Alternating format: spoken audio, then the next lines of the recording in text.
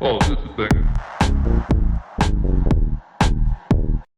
Hello, everyone. Welcome back to the FPL Banger Show. My name is Siva. I'm joined once again by Sam. Game week 10, Sam. And there's a reason why we wait until Thursday. Everybody else likes to go early. They shoot their load early with all their content on Sunday night, Monday morning. But now we wait, man, because as you would have it, Sam, we've been, you could call it blessed. I'm going to say cursed, but we have been blessed with a double game week, Sam. And well, I say double game week, potential double game week as a result of the EFL Carabao Cup results yesterday. Palace set to play Arsenal in the quarterfinals, but the keen listeners will remember, like maybe 6-7 weeks ago, we talked about this. There's a really remote chance Palace, if they beat Liverpool in the EFL Cup, they'll have a clash because basically Palace would have to play like 4 games in 7 days because they also have a very important Europa Conference League group stage game against Kups, which are the champions of Finland. And whilst I would have told you, oh, I mean, Palace can send the kids and win that game, Palace managed to lose to the Cypriot champions last week. So I guess fair enough. So this looks likely it'll be rescheduled. And what this is going to do to the fixtures, just to sort of show you, work this up very quickly from FPL team. You can see this here. Those of you watching on YouTube, but for those listening, I'll describe it. Arsenal could have a double game week 16 against Wolves and Everton. Everton could have a double game week 16 against Chelsea and Arsenal. Both of them were blank in 17. Palace and Leeds would also blank in 16. Palace and Leeds would also blank in 17. Palace and Leeds most likely won't have their double in 16 because Palace have a Conference League game that week as well. So the double goes somewhere, maybe 22 or 23. Long story short, if you have kept your free hit and triple captain, congratulations. Your strong will, your discipline is paid off because you get to use free hit in game week 17 for all these blanks when Arsenal, Everton, Palace, and Leeds supposedly blank. Congratulations. I'm so happy for you. Right. And you even get to use triple captain on Gabriel in game week 16, the easiest triple captain ever. Arsenal keep clean sheets every single week now, right? So Wolves and Everton, Gabriel's is going to sleepwalk into another 60-point haul, triple captain. Congratulations. I already congratulate those of you who have your chips. Unfortunately, me, Sam, I am royally screwed because I went and used free hit on Forest and Man United like 6 weeks ago. And I was very confident. I told you, Palace never going to beat Liverpool in the cup. Who cares, right? It's Liverpool, league champions. And then Arne Slot sends out a bunch of NPCs, people you have never heard of, playing against Palace tonight, right? And they lost 3-0. So, Sam, as somebody who has also used a couple of his chips, how does this make you feel? I still have my triple captain and free hit, so I'm so thank you happy for for you. the suggested strategy, which I shall utilize. Because I think triple captain on an Arsenal defender in 16 is who uses that triple captain normally, right, on a defender. When has that ever happened in the history of FPL? But this season looks like the time. I don't have Gabriel though. That will probably change by game week 16. But we'll see. But yeah, feels good. Although I don't know if just one blank is worth a free hit. It's not one blank, Sam. It's a blank for Arsenal, of whom you're likely going to have 3 players. It's a blank for Everton. You're probably going to have 1 or 2, right? Most of us have maybe Ndai or an Everton defender. You're also going to have Palace players. Most of us have 2, right? Your Mateta, your Munoz, and Leeds. Okay, maybe people have Rodon. You could end up with like 8 or 7 guys blanking in game week 17. So free hit 17 suddenly looks really good. Now, the only thing I will say for those like me, right? And you're thinking I should just delete my team, find a new hobby. I feel you. I really do, right? Because this game sucks, man. I cannot believe that a Palace Conference League match against Cups is causing all of this nonsense. But I have hope because in game week 16, FPL have done something this season, which is amazing. They have given us, it's a blessing from the gods, 5 free transfers for AFCON, which at the time sounded like the most stupid idea ever. I want to take it back. Let the apologies be as loud as the disrespect to official FPL. 5 free transfers, best thing ever. I get 5 free transfers to AFCON. It doesn't solve all your problems, right? Because it's not like as if you can roll 4 transfers and then add 5. You don't get 9 frees in Game Week 16. You get your transfers topped up to the 5. So you use all your transfers going up to 15, and then in 16 you get the max 5. Keep some of them and use them in 17. You get rid of your Everton guys, your Palace guys, your Leeds guys, and you park your Arsenal guys on the bench, and that's how you manage. So for those who have used their chips, all is not lost. But for those who aren't going to plan, and if injuries start hitting you in the next few weeks, well, it could get worse. But long story short, Sam, happy for you. I think your patience in not using the chip early has been rewarded, and that triple captain Haaland suddenly doesn't look so great because Gabriel, what, goal and assist every other week now, so now he's getting max bones, gets def cons. I'm quite scared. Disgusting. I I think 3 weeks ago in the pod we were talking about it, and I was like, Gabriel can't be returning every single week, man. This cannot continue. But it is But he can. continuing, and not only in the Premier League, like even outside, right? So yeah, I guess Gabriel is the play now. It's yeah. I mean, you can't fight what's inevitable here.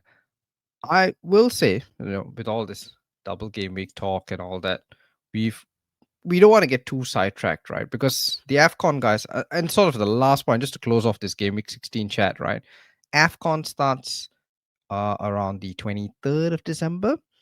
So my guess is because where these fixtures get rescheduled, most of the AFCON guys will actually play even in the double game week because it's about 7 days before Senegal's first game. So I expect Iliman and I to play. There's a possibility that Senegal could demand he be released early, but I think more likely than not he plays both these games. I think if you've got Brian and Mbeumo, he plays. So yes, this is an issue and you should keep it in mind. But I think for those who don't have all the chips like me, and you're thinking of how to manage this, the simple rule for me would just be when you're making transfers now, you make sure you've got a playing bench. And so maybe Mark Guiu is not the guy you want to go for because in game week 17, when you are looking at your bench, you need guys who will play. So maybe not Mark Guiu. Maybe you go get the cheapest Burnley defender, the cheapest Forest defender, the cheapest Fulham defender. Ili Krupi, yeah. Krupi, well, Krupi is actually not the example I was thinking because I was thinking of somebody who will actually play. But to be fair, maybe Krupi has displaced Evan Nilsson. I don't know. I mean, he has been scoring every game now. Probably equaled Evan Nilsson's career total at Bournemouth at the rate he's going. Yeah. So who knows what happens, right? And I'm not sure when Evan Nilsson will come back. Still a few weeks Supposedly more. back soon. Supposedly, but We'll soon. see. Yeah, but of course, yeah. If you can get Krupi for 17 against Burnley, I mean, you're laughing, right? And that's exactly the kind of guy you want off your bench. Brentford have a good game in 17, so maybe you park some Brentford players on the bench. Brighton play Sunderland. Yankuba Minte is not going to AFCON because Gambia didn't qualify, so he's an option. Just so you got to bear in mind. For me, just as to demonstrate an example, I need to get rid of either a Leeds defender or a Fulham defender for my team because I've got Anderson and Goodmanson. I'm going to sell the Leeds guy because Leeds blanket 17. And I'll keep Anderson because Fulham play Forest in 17. So just some level of forward thinking with your transfers. So we've spent a lot of time on this, but it's kind of important. And if you really want full confirmation of what's going to happen, from what I've been reading, we will know by game week 11 the schedule of fixtures because they have to announce the TV listings for the Carabao Cup for the quarterfinals. So we'll know by then. So if you can roll this week, and I could, but I probably won't. But more sensible people here probably just roll this week, and you will get the full information in game week 11. Maybe the Premier League says screw it. Too bad, Crystal Palace. Maybe you shouldn't have beaten Liverpool 3-0. Shouldn't have beaten Liverpool like you always do, apparently. Like they just love beating Liverpool, is what they do. Ismail Assar just lives to stunt on Liverpool in cup competitions. But maybe they shouldn't have done that. And the Premier League just say, screw you. Just play 4 games in 8 days. We don't care. Yeah. This is your punishment for upsetting the natural order of things. How dare you punch above your weight? We already tried to take you off Europe competitions, but you still, this is your fault. Yeah, because I'm convinced Arne Slot must own some Palace triple up, and he's kept his free hit and triple captain, and he was hoping that this would happen because the lineup that Liverpool put out against Palace, Freddie Woodman didn't even know he played. Like their 4th choice keeper. Apparently, Mamadashvili needed a break. Don't know. Kirkes, okay, so Kirkes is now bombed out, I guess.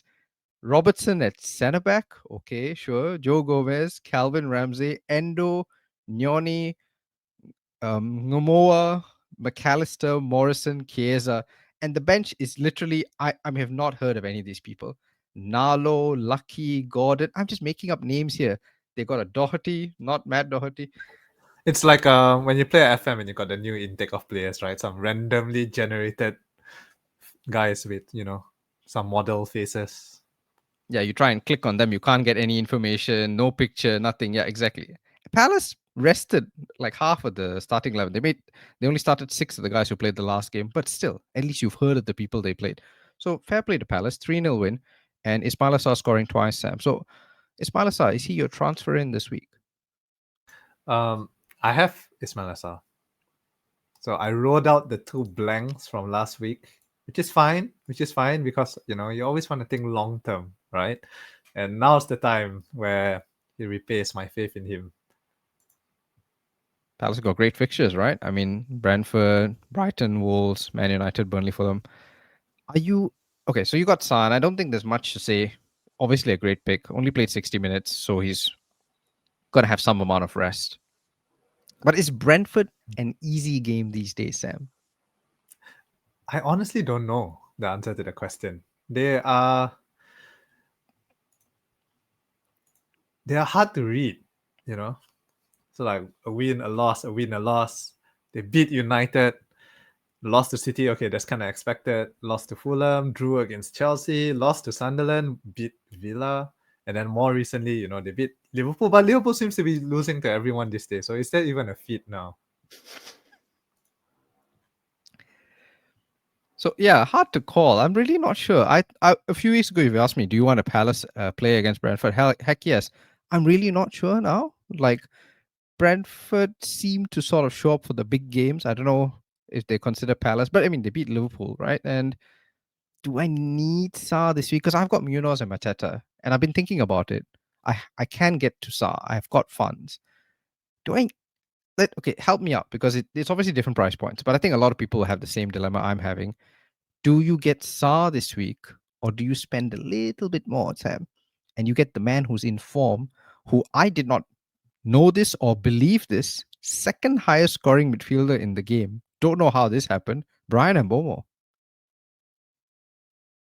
I'm just gonna say that at the start of the season, I told everyone Mbeumo would be the United player. Last week we said it, and yeah, he's proven my point with a big haul.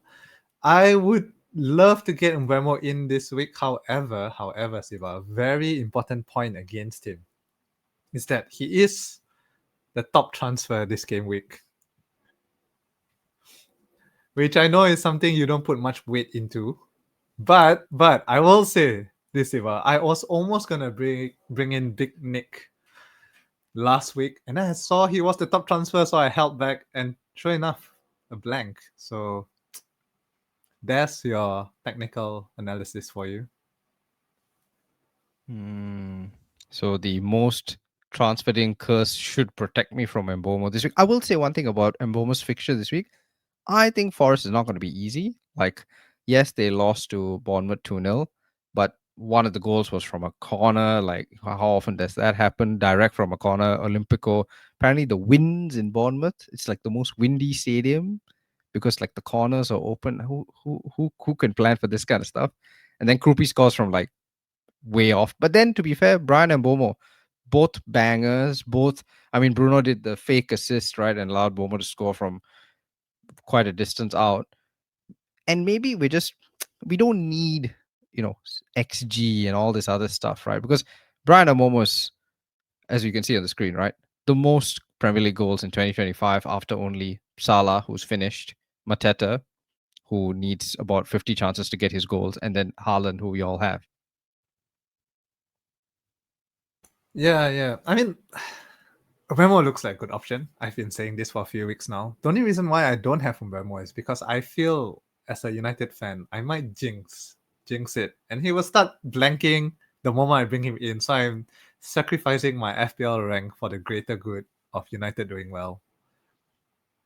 I feel like you'll be happy to know, Sam, that really doesn't have any validity, and you bringing in Brian Mbeumo is not going to make him a better or worse player, right? I mean, that's just science. You just my only concern is this United revival real? Because we're 2 games away from the haircut that will be heard around the world, right? 3 wins in a row, and does surely United have to lose one of these games because this guy can't get a haircut? I mean, you got to feel bad for him. What's he going to do with his career after this? I will say that I felt that he raised the bar pretty high. Like 5 wins in a row is hard for most teams, Least of all United, who's in disarray. Like most teams don't win 5 unless you're, very dominant. But anyway, that aside, I can't fault it, right? Objectively speaking, I think Mbeumo is a good transfer in. I also think Sa is a good transfer in. Despite what you said about Brentford looking better, Palace actually is one of the best attacks in the league. The best, I guess, if you're going by XG. So I think they top the XG chart, followed by United, by the way, and then Liverpool, City, Arsenal. So Palace have the stats, they have the performance, they're doing well. Mateta will probably be my transfer in this week, which annoys me because you also have Mateta, but it's okay, Siva. We can share and Palace success together. Okay, so you go Sa, I go Bomo. I don't mind that, but and again, because I got limited transfers this week, right? I'm not sure if Bomo should be my priority or it should be this guy, Nick Walter Sam. And we're sort of switching positions, but I think it's a valid question because I see a lot of people say forwards are finished, all forwards suck, play 5-4-1, play 4-4-2, just don't buy any forwards apart from Haaland and then maybe Thiago, right? So if you're making a forward transfer this week, maybe you are like me and you still want some forwards in this game, would you consider maybe Nick Walter, who's 6 goals in 9 starts for Newcastle? I think it's very respectable. May not be on pens, but he starts every game. And as you can see, brother didn't even need to jump. Like he's scoring these headers just like I just tiptoe and just like lean, and he's just scoring them anyway. West Ham conceded the most set pieces so far. Goals from set pieces, 9 already conceded. Nuno's all over the shop. He's making changes no one asked for. He's playing guys no one's heard of. And they're playing at West Ham. West Ham have lost every single game at the Olympic Stadium. So surely if you've got a transfer to make this week, to me, like Nick Walter seems like this is a good opportunity. I would go so far as to say captaincy. Because do I really want to captain Haaland against Bournemouth? Bournemouth second in the league. Maybe not. But Nick Walter against, to me, a side that is definitely going down because Nuno's all over the place, right? And I saw something interesting. This is Nuno's worst start in his managerial career, going back to like his first job at Rio Ave about 13 years ago.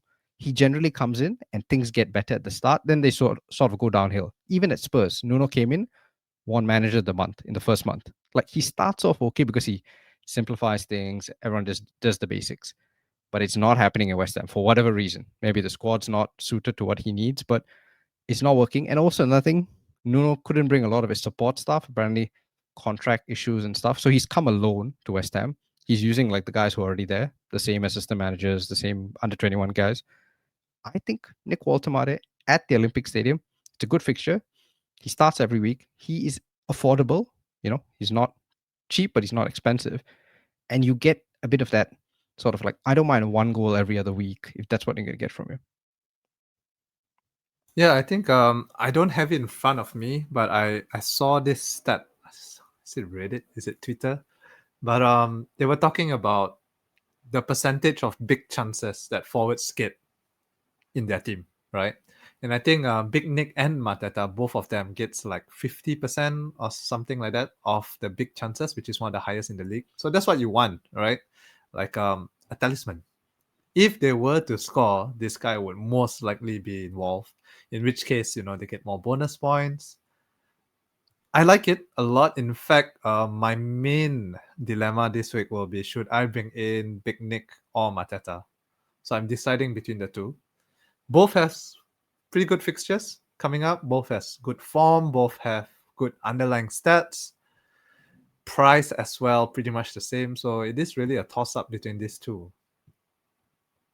Yeah. But I like it. I like it. Big Nick, good choice.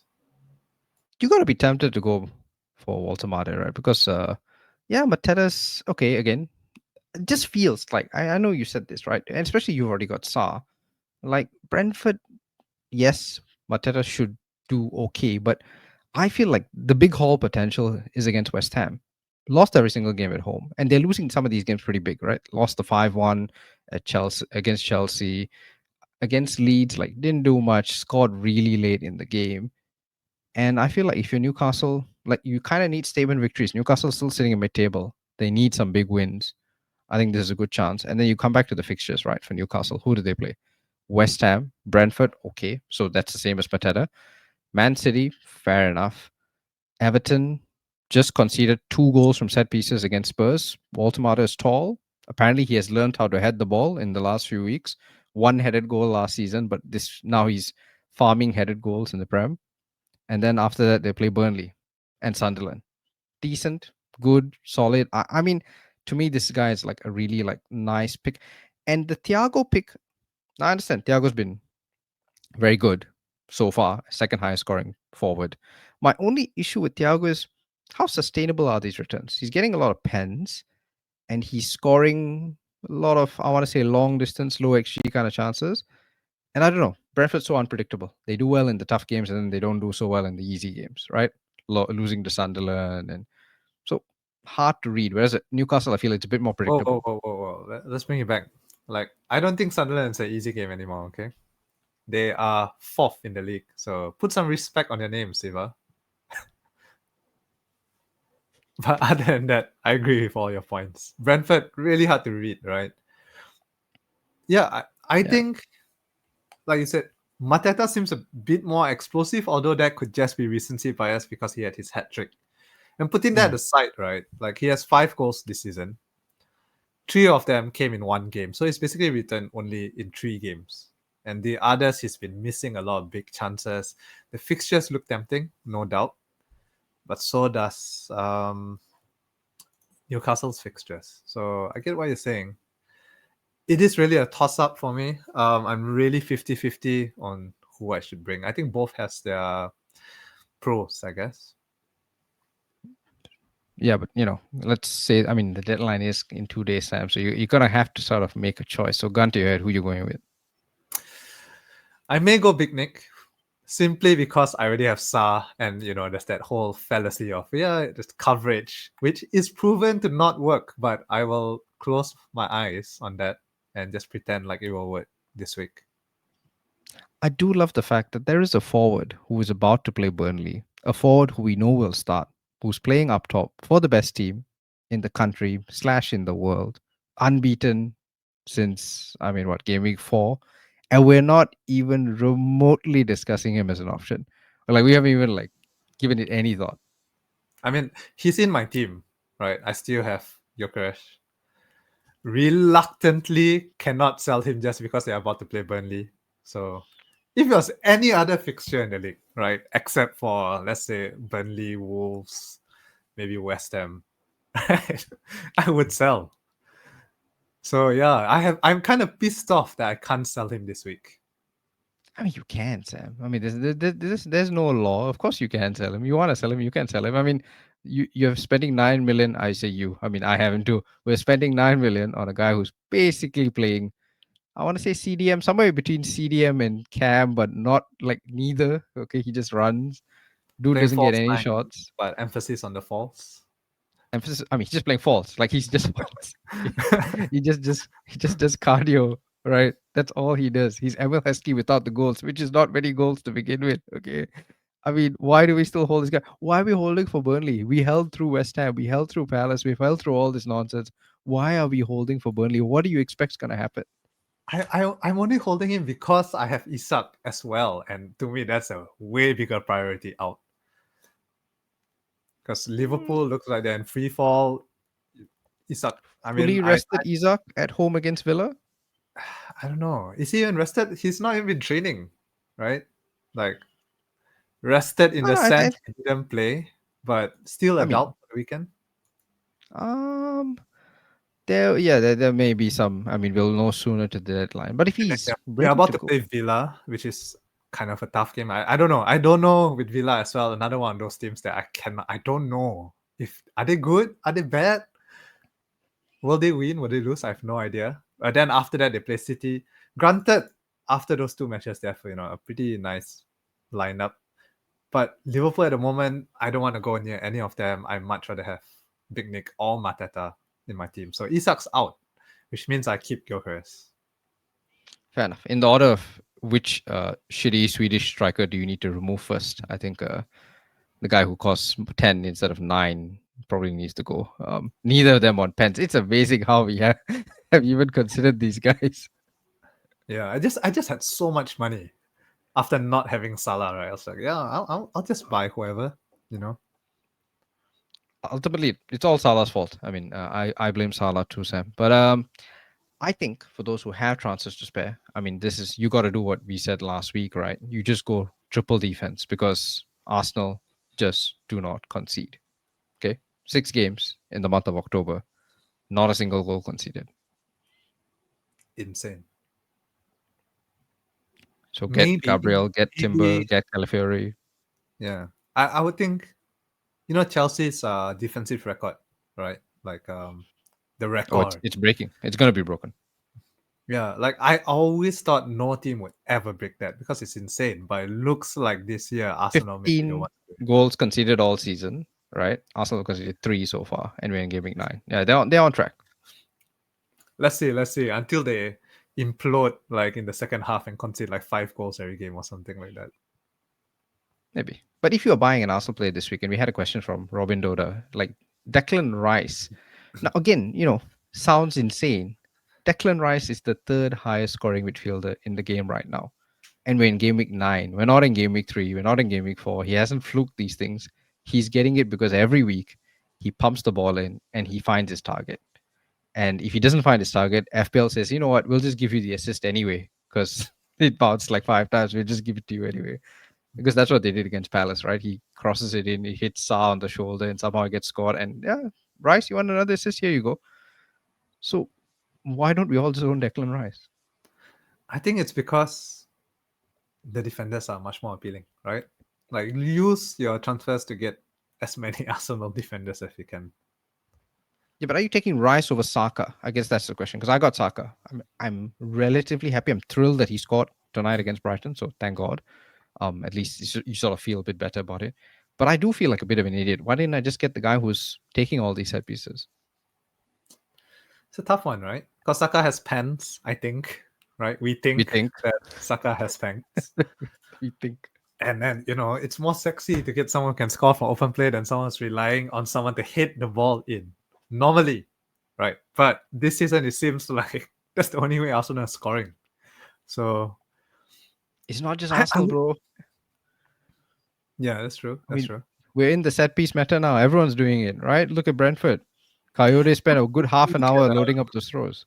going back to Palace, right? They, I think, have scored the third most set piece goals, and that's the reason why Gehi, who has been under all our radar, right? We were all, we're gonna get Munoz for the attacking returns. We're gonna get names escaping me now. Lacroix. Lacroix for the DCs, but actually Gehi has been the one, and I think, correct me if I'm wrong, but he has only blanked once this season. Um, Using the term blank very loosely because he had 3 points in one of the games, but assists like every other week or something. Goals, DCs, not that far off from Lacroix in the end. So Kehi as well. I just want to put it in that I think he's a good option to have. Yeah. No, I like Gehi. I think actually under the radar, sort of underestimated how good he would be. Sort of gets defcons once in a while, gets goals once in a while, gets assists once in a while. Kept telling myself it's not sustainable, but he seems to find a way, especially with these assists. Like he just seems to be more effective at set pieces. Maybe because people mark Lacroix. I don't know. So yeah, Gehi is definitely an option. Yeah. Palace fixtures have cleared up a bit. I still don't know. I do not want to get too carried away by Palace smashing Liverpool, because ultimately Liverpool sent out, Palace sent out half of a second team and Liverpool just sent out literal teenagers. So I'm not sure you want to draw so much from that. And we keep speaking about congestion, right? But Palace, it is like they lost in the Conference League to this Cypriot team who you've never heard of, and they played a fairly strong team. Now, then they put up a decent performance against Arsenal, but they never really threatened, right? Arsenal just sort of like kept them at arm's length, no chances. So I don't know. I'm happy that with the double Palace I got Munoz and Mateta. I'm not sure how much more I want to keep committing to these guys. I kind of want to sort of leave it at 2. Fair. Okay. What are we talking about? Yeah, Arsenal. I wouldn't be against someone bringing in Rice, I guess. Although if I had to choose, price aside and everything, I would still go Saka. Saka over a third defender, you think?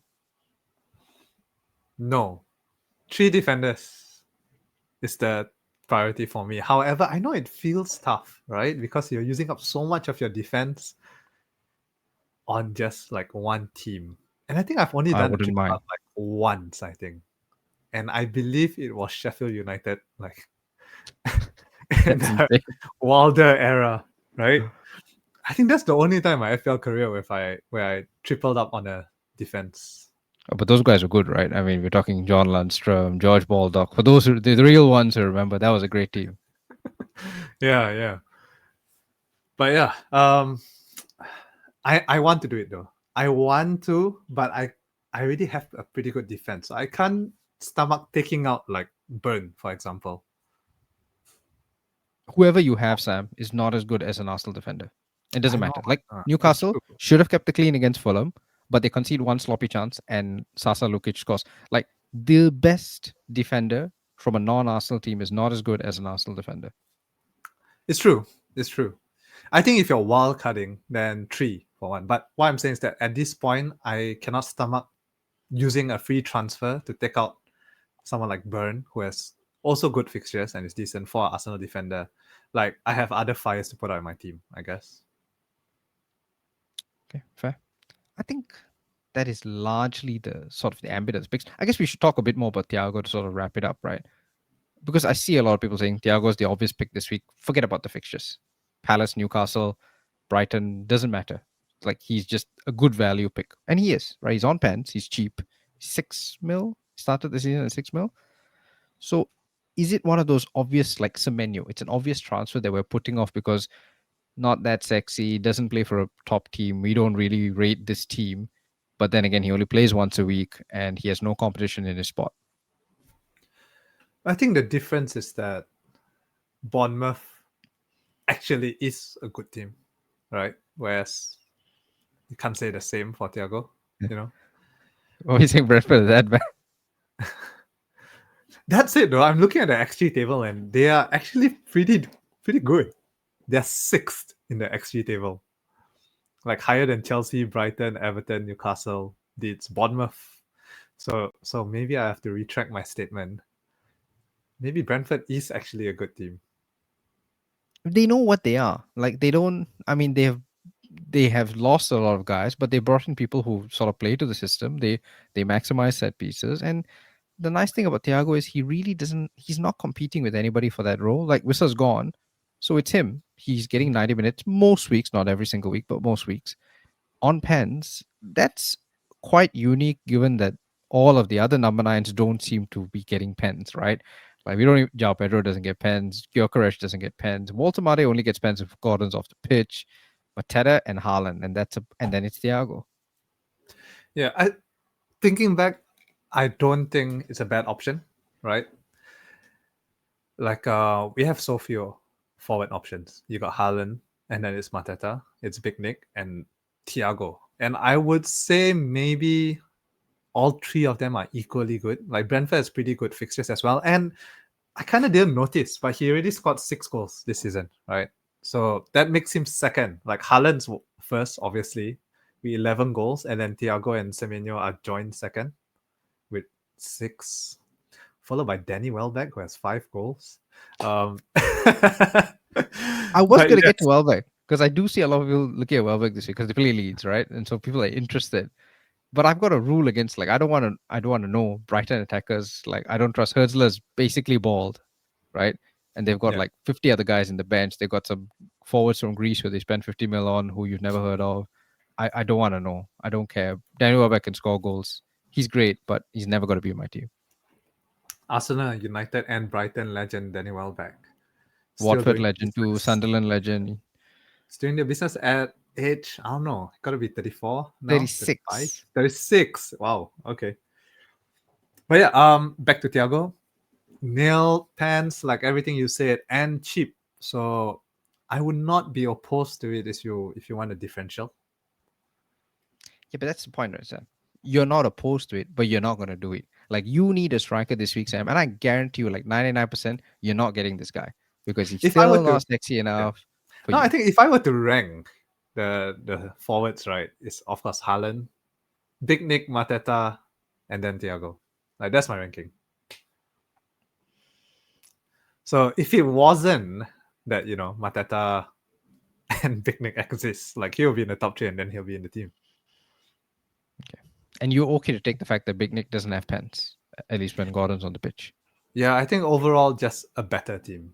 And I think it's fine for budget or some quote unquote budget forwards, cheaper forwards to only score a goal, because it seems like when a squad only scores a goal, they get maximum bonus points. Right? He seems to have that mold, kind of like Bowen, I guess.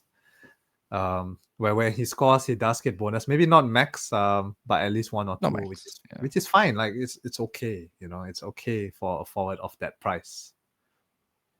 Yeah. I just can't divorce myself. Like, if I have to look at the fixtures, and I do look at the fixtures, like, Newcastle's next two feels much better than Brentford's next two. But again, I'm looking at the team. So maybe this is one of those, like, you really need to not think too much about it. And fair play to everybody goes Thiago. I mean, it'll definitely help with your budget. Um, I kind of feel that is all we need to sort of talk about in terms of teams and transfers. Is there anything else I'm missing? I think that's pretty much it. So Yeah. then we got to talk about the big one, Sam, because we said Haaland wasn't a great captaincy last week. Villa's a tough fixture away, but we still did it because we're all scared and we couldn't think of an alternative. But this week he's playing the second best team in the league. He's playing Bournemouth. Now he's at home, sure, but he's also a doubt because Pep didn't want to say anything. Press conference yesterday, Pep said, did you see the footage? He walked off. He's injured, but I won't say anything. So Pep doesn't want to confirm. And Haaland's been going through some troubles. I don't know if you saw. He set up a YouTube channel. Always a sure sign of somebody in a midlife crisis. Look at us, right? Setting up a YouTube channel. Um, his girlfriend or fiance was being interviewed, and she said, like, I was dating some other guy. Then I saw Haaland, and he had, he has more money and he was more successful, so I went with him. Like, all, I wanted his best friend instead. Something like that. Basically whatever she said, like, sort of, it seemed to unnerve Haaland. He was like, huh? You wanted my best friend? He seemed surprised by that. You can go find the footage. Okay. But either way, maybe Haaland, maybe you don't captain Haaland this week, Sam. Are you tempted to go somewhere else? I am. However, Haaland at home, really hard. Like last week, we talked about this last week. Like because they were away and it's a tough fixture, I would have captained someone else last week if there was a candidate. And I'm sorry, guys, we did not predict that Van der Ven was gonna score 2 goals. Yeah. Well, I think I put out a few like unlikely high scorers last week. Do you remember who they were? Threw out a few. And I think one of them was Quindilishi Hartman, who ended up having It 2 assists. was. And outscored Haaland. So if you listened to my advice, then we'll be much better off this week than last week. But I yeah, mean, you didn't say Mickey Van der Ven, so I won't crow sorry, too much about that, sadly. revoke my podcast. We got to cancel the podcast because we did not predict that Van der Ven was going to score 2 goals and keep a clean Yeah. sheet. And get DEFCONs, yeah, for the first time in the season. Insane. So yeah, who's the Van der Ven this week, Sam? Because every week, some rando midfielder, some rando center back just gets like 17, 18 points. And you're always missing it. You never get the guy. You're never going to captain him. But there's one guy out there who knows, right? Because there's always this top scorer of the week, and it's a guy like, yeah, I'm going to captain Van de Ven against Everton, sure, and get 23 times 2. So who's taking the Mickey this week, Sam? Calafiori. This is time, right? Oh, I like that. I like this Calafiori shot. I don't have Calafiori, annoyingly, but I do like that. I mean, I see a lot of people talk about captaining Gabriel, and it's got to be That's it. tempting, right? It is. Like Gabriel's on it. I was just looking at his profile for a bit, and this last few weeks is insane, right? Like 9, 12, 9, 13. What is that? Like bonus points every week, like 3, 3, 1, 3. I think he's blanked twice all season. Yeah, but I think he has not only blanks, but he has hauls, which is crazy. But he got to end somewhere, right? He's bound to get 6 points one of these weeks, And this is the week That's where he 6 is gets where it ends. yeah. And then one of the Arsenal defenders will go on. Timber had his moment already earlier in the season, right? Like with that 24 points. So it's time for Calafiori to come in. Yeah, let's go in an Arsenal defender. Calafiori top for XG amongst defenders. So you're not entirely sort of blowing hot air here. There's some logic to this. He shoots a lot. I am tempted by the Gabriel captaincy though. Like the ball just seems to be like magnetic. Like every delivery, like I'm scared. I watch him at corners and I think like he finds a way to get, like, even that ball that Eze scored. It was meant for Gabriel. Like Sa heads it in the end to Eze, but it was meant for Gabriel. And then he hit the post. Like we're not talking about it because he didn't score, but he hit the post. He hit the post with he hit the crossbar with the ball. Then he hit the post with his balls. But either way, he's getting stuff on target, right? I mean, to me, it's just like you got to go with what's inevitable here. Guys don't seem to be able to mark him, and if he can sort of cause that much problems against Lacroix, Gahey, and Chris Richards, what's he going to do to Electronic Steve and Dubravka and Quindelishi Hartman and 36-year-old Kyle Walker, who did well against Wolves but still conceded twice? I think I like the Gabriel captaincy because if you don't do it now, are you ever going to do it? I mean, you're going to do it in GW16, but before then, now's the time. Yeah, I think Haaland still first choice, I guess. But if you want something spicy, an Arsenal defender, whichever, could be Gabriel, could be Timber, could be Calafiori. I think, all have a chance of a return in them. Beyond that, if you want to go for a third choice, maybe a Palace attacker, whether Sa or Mateta. Palace, I don't know. I mean, that doesn't feel sexy enough. No, Palace, Brentford. Again, we as you say, right? We think Brentford's a good team. We're not sure. I don't think I'd be captaining a Palace guy. You're probably not going to captain a Sunderland guy either. Although Everton do seem to sort of, well, first time they conceded from a set piece, but they did concede twice against Spurs. So if you want your sort of Sunderland, your Ballards, your Mukieles, that's tempting. Again, we discussed this guy a lot, but Nick Walter Sam at West Ham could be Nuno's last game. Who knows? It could. And I don't know. Newcastle just seems like a low scoring team. That's the thing. So, I mean, I'm happy to have him in my team, but as a captain, ceiling feels low. Brother's quite tall, man. I mean, the ceiling's got to be high. No, it feels low because he's so tall, So ceilings always feel low to him. Good point. So, Sam, I mean, gun to your head, Sam, because people aren't here for your polite comments on all these guys. Who's your captain right now? Right now, it's on Haaland, right? But I am very, very, very tempted to do an Arsenal defender. Okay, fair enough. I'm tempted to do an Arsenal defender as well, and I really want to. And I want to say I'm 60% an Arsenal defender, 60% Gabriel. That feels like, it just feels like the time is right. Yeah, well, you'll see our team before the deadline, Sam. But in the meantime, Get your green arrows, guys, and we'll see you next week.